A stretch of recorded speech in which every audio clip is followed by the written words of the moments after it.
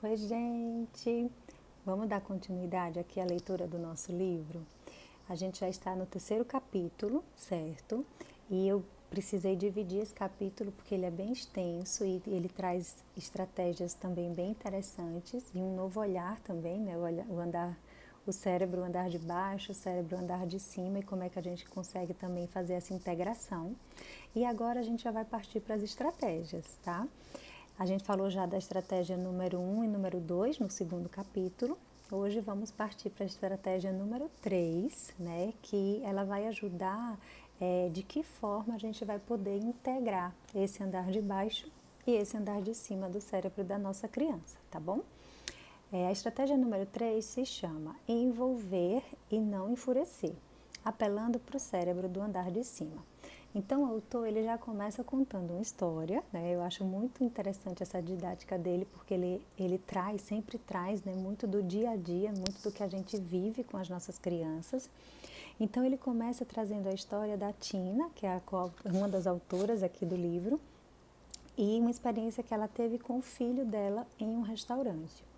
Então eles estavam, né, em um restaurante, ela, o esposo e o filho, e a criança saiu de perto da mesa, assim, saiu da mesa dos pais, bem enfurecida, porque não estava lá querendo comer, não estava querendo terminar o prato, vamos dizer assim, e começou lá de longe fazer careta, né, enfim, ter aquele comportamento que a maioria das mães tem vontade, de, sabe, de se enfiar assim num buraquinho, mas enfim, não tem muito como fazer isso. E aí a Tina resolveu se aproximar da sua criança, né, e ver como é que ela ia conseguir lidar ali com aquela situação. O filhinho dela tem 4 anos, tá, gente? Então, ela pensou assim, bom, eu tenho duas opções, né? Enquanto ela ia se aproximando do filho, ela já ia montando essa estratégia. A opção número 1 seria eu usar o modelo tradicional, né? Então, eu vou chegar lá e vou ordenar, vou exigir e vou ameaçar, né? Que ele pare de fazer careta, que ele vá sentar e comer, senão ele não vai ter mais sobremesa. Então, vamos usar aí o modelo que a gente tanto já sabe, né? Já vivenciamos tanto isso na nossa infância também e por aí vai. Só que a opção número 1, ela pode ser muitas vezes uma reação adequada, né, dos pais, mas para o filho dela, que ele lida com essa questão do confronto e tal, ele lida com isso ficando ainda mais alterado, ainda mais irritado, ainda mais atacado. E isso acontece porque o cérebrozinho primitivo dele, né, a amígdala, vamos lembrar da danadinha da amígdala, ela fica muito potencializada e ele fica muito reativo. Então ela disse que talvez essa opção não fosse muito bacana. E a opção número 2 que ela pensou foi, bom, eu posso tentar acessar o cérebro do andar de cima dele para tentar obter uma reação mais pensada, em vez da gente ficar nessa luta e reação, que seria o que aconteceria na opção número 1. E aí ela foi, né, chegou perto da criança e decidiu usar essa opção número 2. E ela já chegou assim, filho, você parece estar bravo, é isso mesmo? Ela fez, né, vou primeiro me conectar. Aí ele franziu o rosto, botou a língua para fora e declarou, eu tô, sim, bem bravo. E aí ela disse que ficou até aliviada que ele parou por ali e não continuou, porque às vezes ele continua com insulto ou com coisas não muito legais. Bom, mas aí ela perguntou por que ele estava bravo e descobriu que ele estava furioso porque o pai tinha lhe dito que ele tinha que comer metade daquele prato antes de receber a sobremesa. Foi isso que deixou ele tão furioso. E aí ela continuou: bem, o papai, filho, é muito bom para negociar. Decida o que é que você considera uma quantidade justa para comer. E você vai lá falar com ele sobre isso. Diga-me se você vai precisar de ajuda aí para o teu plano.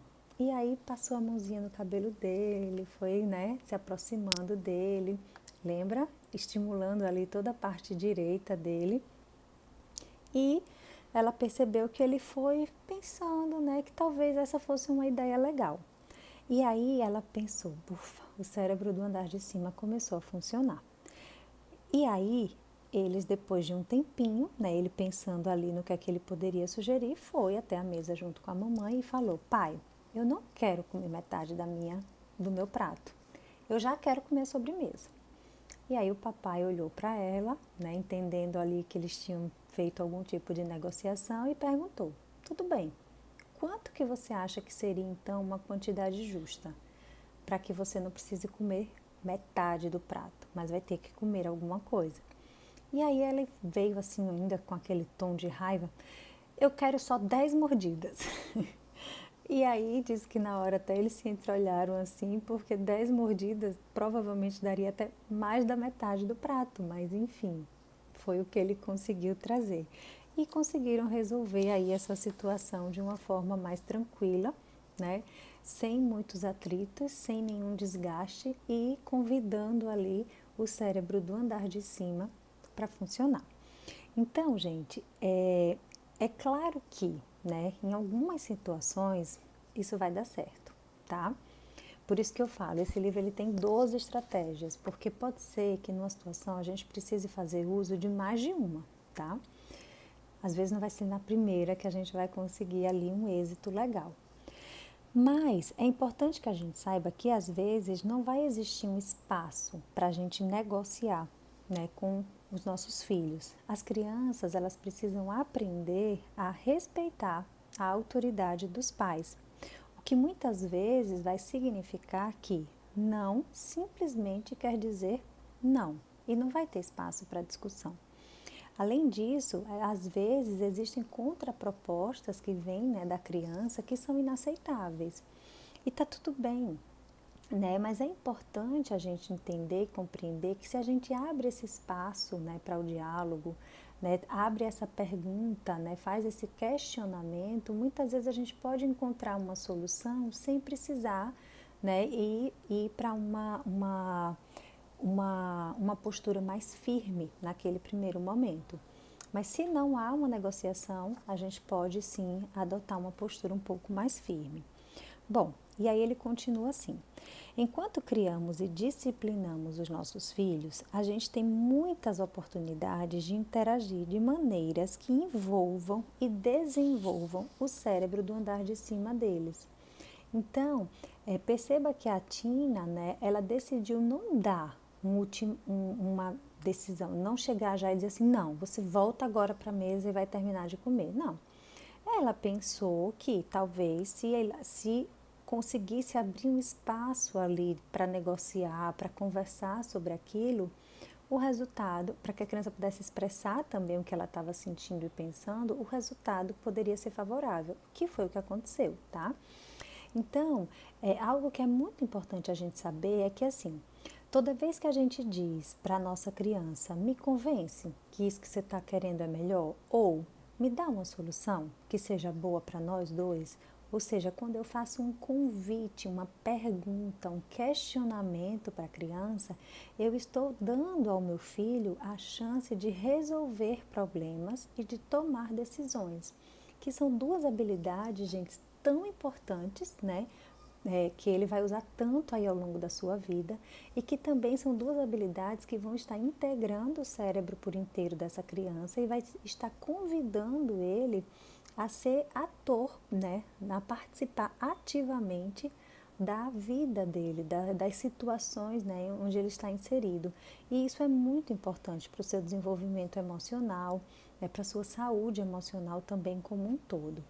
Então, muitas vezes vai ser preciso que nós, os adultos, né, a gente ajude ali a criança a pensar em comportamentos mais adequados, em consequências, né, ou sobre como a criança se sente quando isso acontece e quando eu me sinto assim, o que é que eu posso então fazer e por aí vai.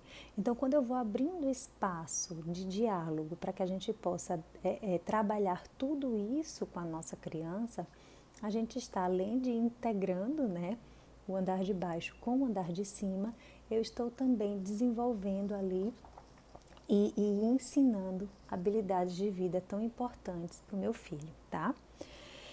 Já a estratégia número 4 é a seguinte: usar ou perder, exercitando o cérebro do andar de cima. O que seria isso, tá? Então, quando a gente percebe que o andar de cima do nosso cérebro, ele pode e ele deve, tá, gente, ser exercitado, ser estimulado, né? A gente pode tentar fazer uma associação assim de que esse cérebro do andar de cima ele é como um músculo, né? E assim como qualquer outro músculo, a gente precisa ali, né? Tá treinando ele, né? Tá estimulando ele para que ele se desenvolva, cresça, se torne cada vez mais forte, mais eficiente. Então, quando a gente consegue pensar dessa forma, fica mais fácil, né, a gente conseguir encontrar soluções e novas estratégias diante das situações mais desafiadoras ali que a gente enfrenta com a nossa criança.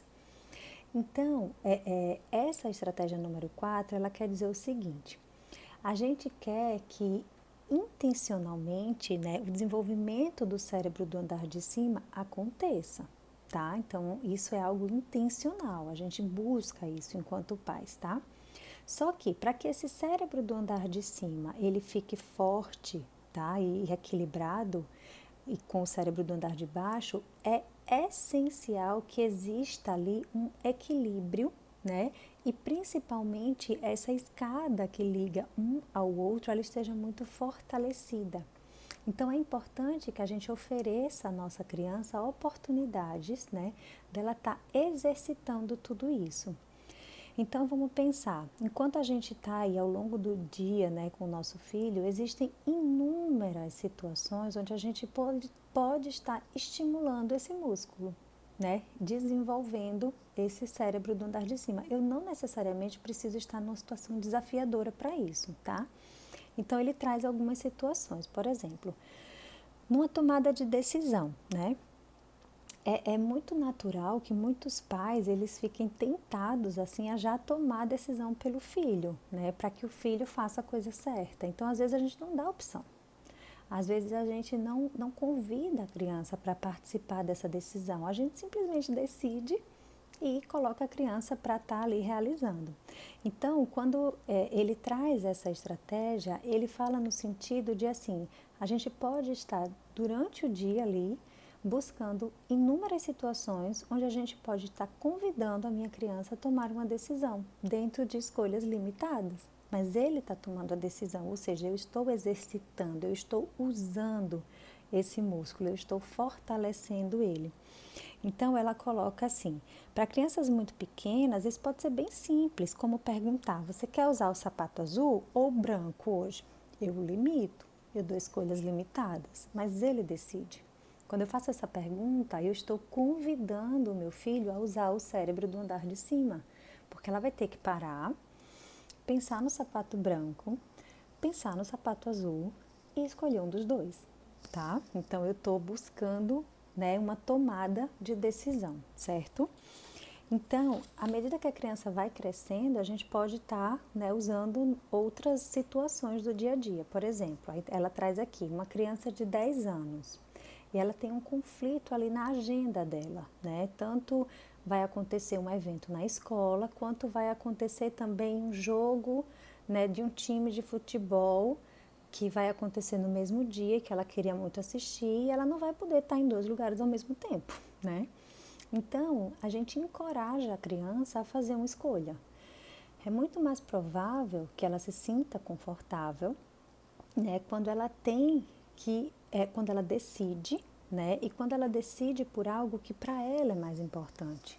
Às vezes a gente não dá, né, esse espaço para que a criança pare, pense, trará e tome uma decisão. Às vezes a gente pensa assim, né, e aí a gente usa várias variáveis, né, às vezes por ser mais perto, às vezes porque nesse lugar vai ter mais pessoas que ela conhece, talvez porque em tal lugar é mais acessível, é mais tranquilo de levar, de pegar, enfim.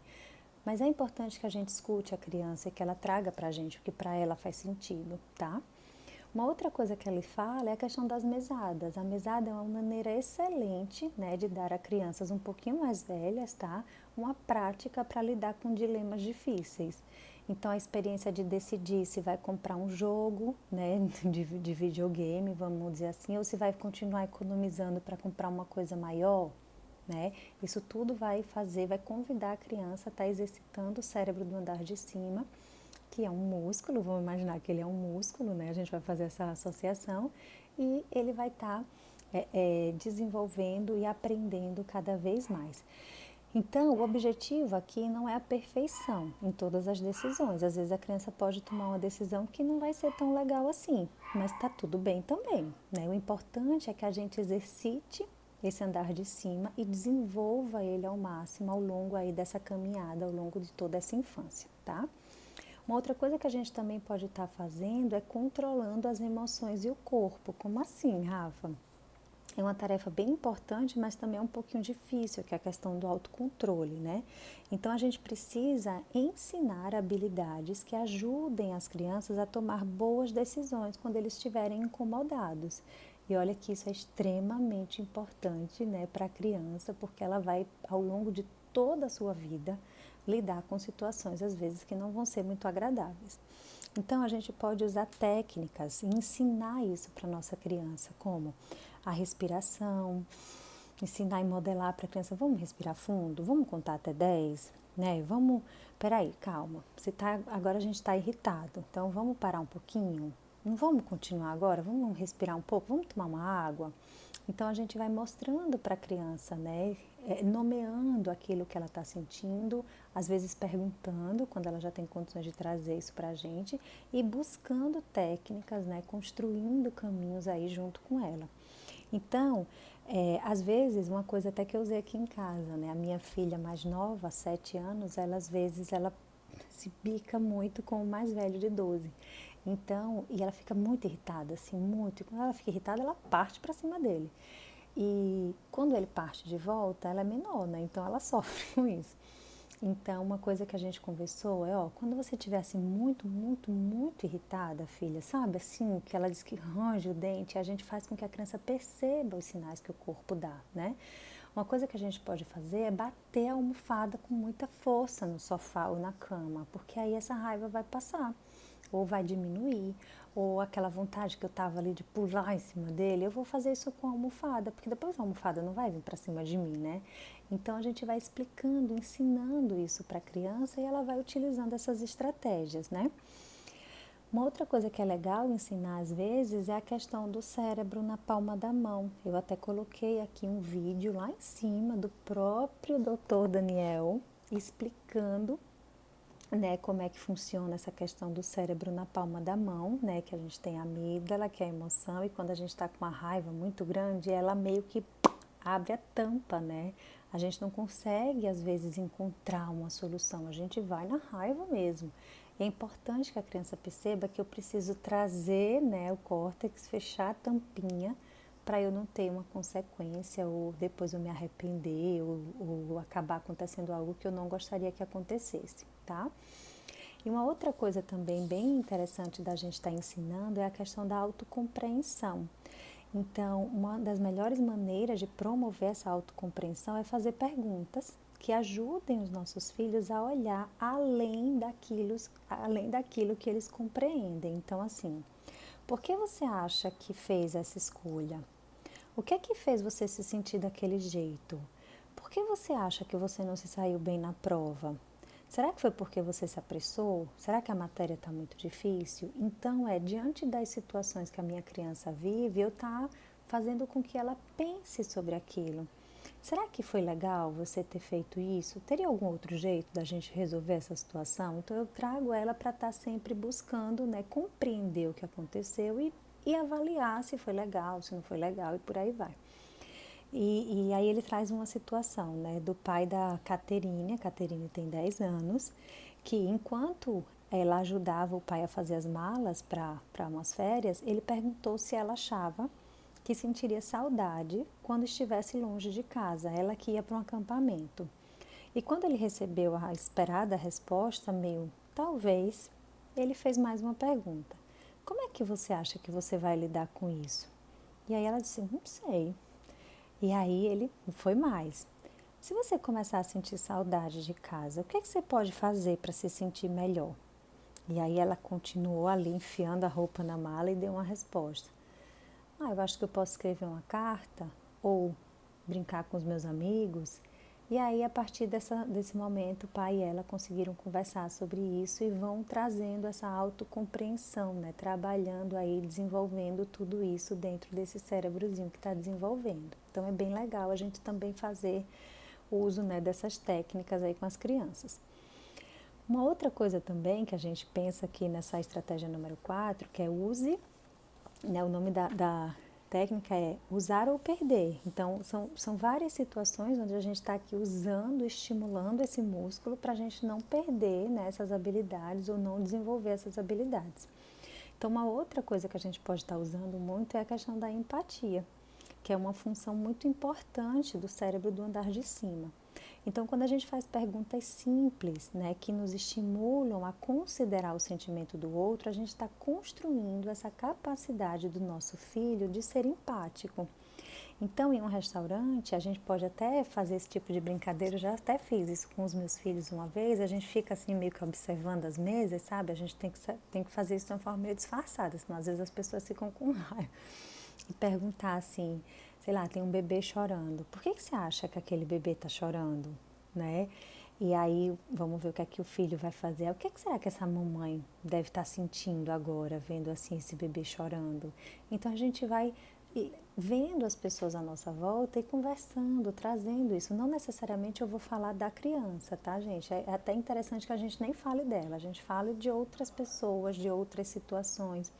É muito legal também a gente trazer filmes, né, histórias, e aí quando a gente vai trazendo tudo isso, a gente vai estimulando aí essa empatia da nossa criança.